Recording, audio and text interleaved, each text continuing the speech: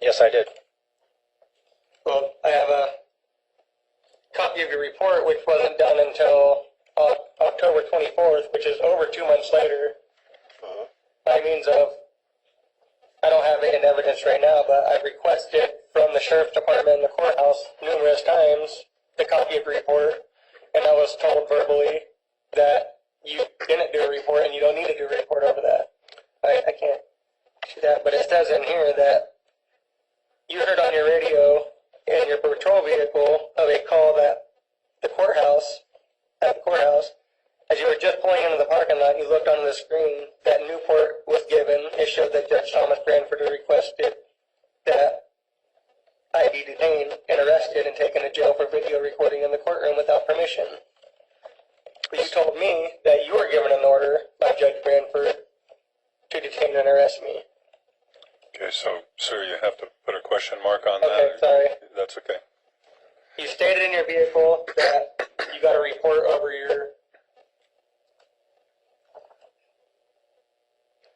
You looked at your screen and seen that there was... Yeah, I'm just going to read this and then I'm going to ask you the question. Go ahead, sir. On October 18, 2014, at about 1,000 hours, I heard on the radio in my patrol vehicle of a call at the courthouse. I was just pulling into the parking lot and looked at the screen that Newport was given. It showed that Judge Thomas Branford had requested that Christopher Walker be arrested and taken to jail for the video recording in the courtroom without permission. I am familiar with who Chris Walker is, and I saw that Mr. Walker, Laura Weaver, and Ed Johnston by a car in the south parking lot. So, did you hear or see the report, or were you given an order from Branford himself? It was actually on the computer. It was an order from the court to our MDC on our computer to take this action. So you didn't actually personally receive an order from Branford? I didn't personally receive one, no. Okay, let me interrupt you, sir. You said MDC. What is that? Yeah, it's my mobile data computer, which is how we receive our calls. Thank you. And it's inside our vehicle. Go ahead, sir. Okay, so just let the record reflect that he stated that he'd seen it on his mobile data computer, and he wasn't personally given an order from Judge Branford, as he stated to me on the video. Did you also state to me that you don't need an order or warrant to arrest me? That's correct. Okay. And with that, I have no further questions. Okay, anything from the state based on that? A couple. If someone just tells you to go arrest someone, do you just go arrest someone? No. A judge? Yes. Okay. If there's a probable cause to believe someone has committed a crime, then do you arrest them? That's correct, yes. What if you decide that Judge Branford did not provide you with probable cause to arrest someone for a crime? Then I would not arrest them. Did you arrest Mr. Walker? I detained Mr. Walker. It was for Newport Police to do the arrest because it was inside the city limits. My job was just to detain him up until Officer Mitchell arrived, which Officer Mitchell made the arrest. And did you do any follow-up? No. And there was, I don't think there was a question, but Mr. Walker was explaining that you didn't do a report until the 24th of October. That's correct. Why the delay? I wasn't required to write a report to that point, but at the point in which we were offering the video as evidence, I was asked to write the report based on what had happened that day and to enter the evidence of the video into the district attorney's office. Which video, and where did you find it? The video was actually uploaded to YouTube by Ms. Weaver, and it was downloaded from our office computer onto a disk and given to the DA's office. I'm sorry, I'm talking over you. Which video did you pull down from YouTube? I'm sorry? What videos did you pull down from YouTube? Just the video of my contact with Mr. Walker in the parking lot the day of August 18th. Okay. No further questions. I have one more question. Go ahead, sir. So, were you given probable cause just off the word? Was that sufficient to you as probable cause to come and arbitrarily detain me? Yes, it was. The word of a judge? Yes, it was. So it's just the word is enough probable cause for you? Yes, it was. And not actually any evidence or any order or warrant or any physical evidence? I'm not just a word? I'm not required to have a warrant under the Fourth Amendment. Probable cause is all I need, and I was given that probable cause by Judge Branford. Yeah, how was it given to you when you, through our MDC, through the computer. so they direct, okay, so, We receive all of our calls that way, just through the computer. and just again, let the record reflect that he didn't personally receive this order as he stated to me to have me detained and arrested. Okay. I have no further questions for that. All right. Anything else from the state? Okay, sir, unless you have questions, I'll let the witness step down again. Yeah, I have no further questions for All it. right, thank you. You can step down, sir. And I guess he's released. I'm telling him he's free to leave if he wishes to go. If anybody disagrees with that, tell me and we'll ask him. Yeah, I have no more further questions. All right, so then you're free to leave, sir, if you wish to go. Okay, so ladies and gentlemen, once again, I'm going to ask you to step out for a moment if you would, please.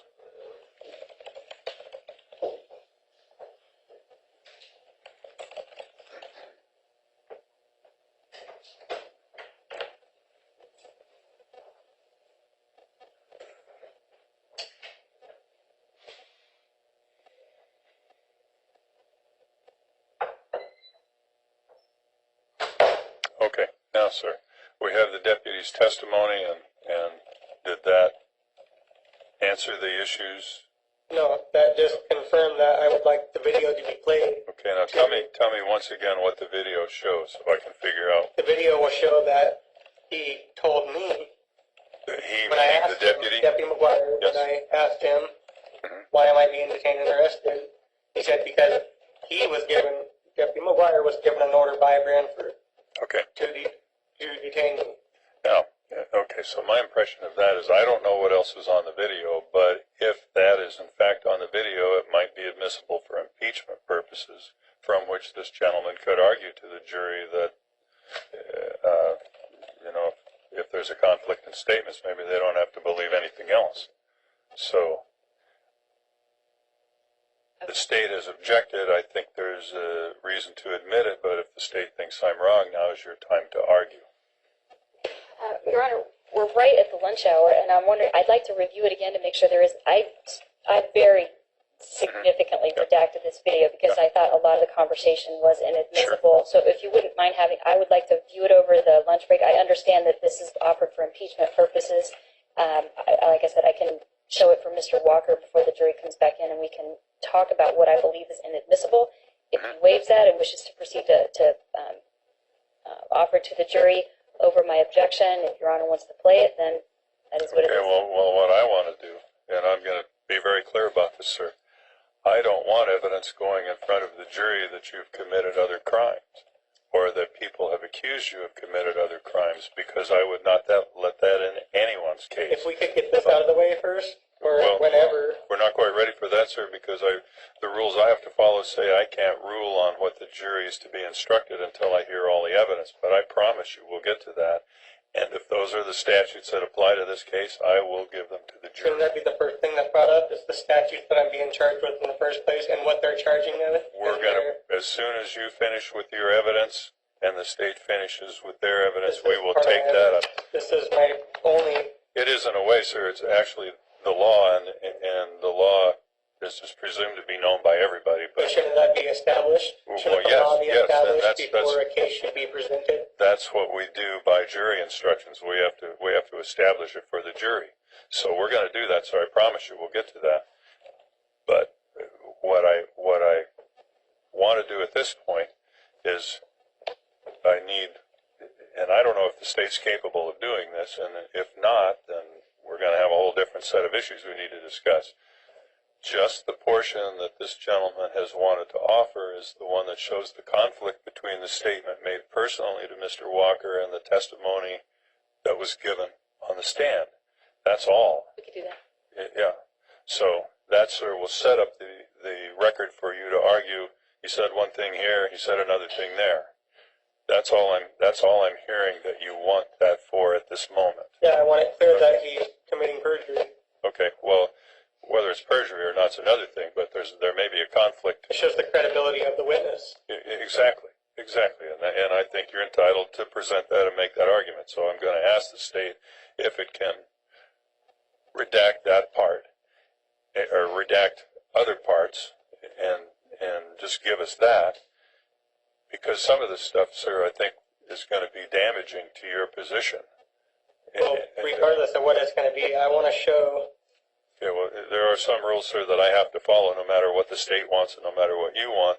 And this thing where you say the deputy said at some point on this, if he had to believe anybody, he'd believe the judge over you. I don't think I can allow that in, because it's not the deputy's job to make that call. It's the It's his jury's. job to make the call of probable cause. Well, yes. And because telling me that he's received word from the judge himself, and then saying to the jury that he's got this call over this little mobile command unit thing.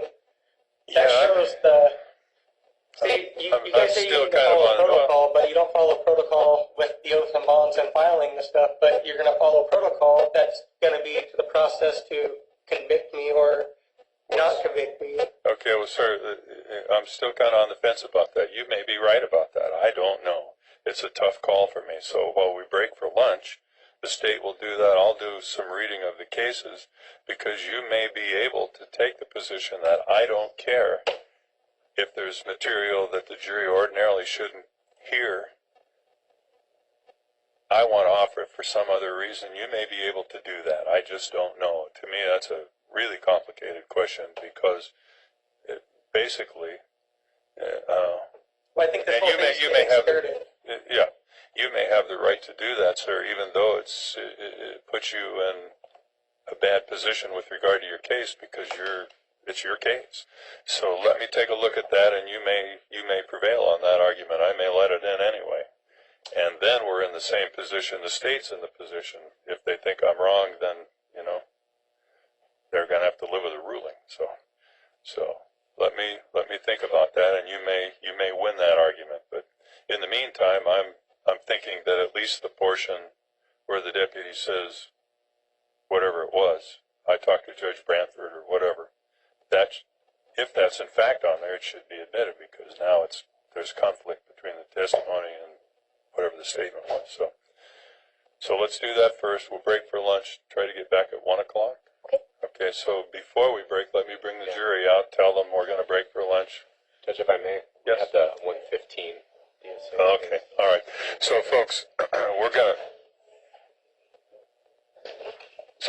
folks, Mr. Walker, we're going to start at 1:15 because they've got another case I have to look at that's kind of time limited, and somebody needs to look at it, so I'm going to talk to somebody else until 1:15, and then we'll come back and start. That actually, Well, again, I object to this because this is all, I'm being railroaded. So. Okay. for clarification, our hearing is at 1:15. Oh, it is at 1:15. Correct. So I guess it'll be 1:30. So we'll start again at 1:30, and Bring the jury. yeah, so let's bring the jury out. We'll tell them we're going to return at 1:30, and then we'll. In the meantime, Do I Sarah, need to take my paperwork? is that going to work? Okay, yes, sir. You can take the paperwork. It's subject to whatever security procedures they have at the jail, but you should be able to look at that and do what you need to do.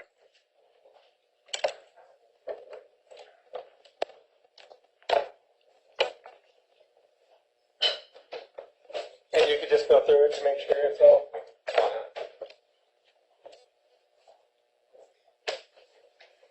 Let me leave that there.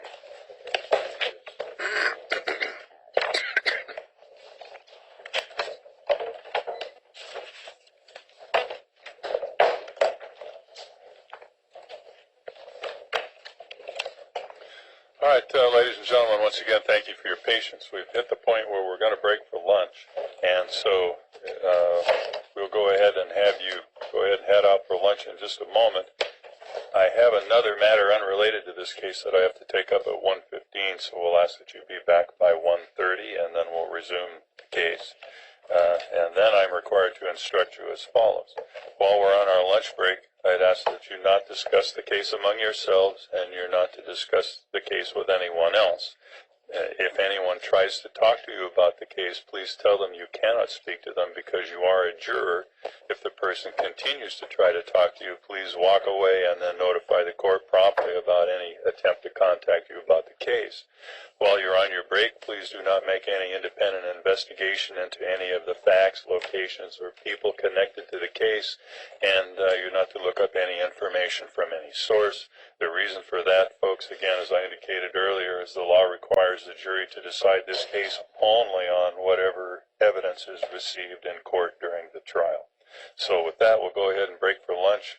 And I don't know if you have things in the jury room. If so, you can go in and get them, and then we'll have you head out. So, thank you.